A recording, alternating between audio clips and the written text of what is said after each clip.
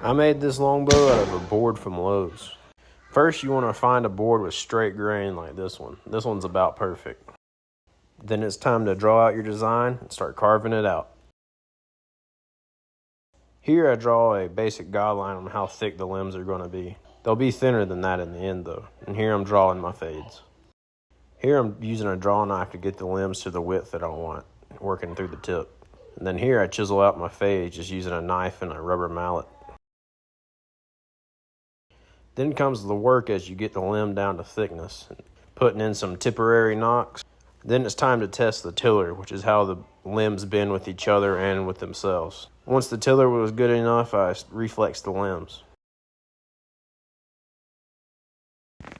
This one didn't go as planned, snapped off the knock.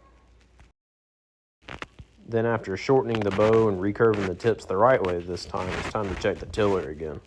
And by removing wood the way you see me do earlier, I eventually got the limbs bending very well. This bow came out to 40 pounds at 28 inches. So I shaped up the handle and did the break-in shooting before we put the finish on.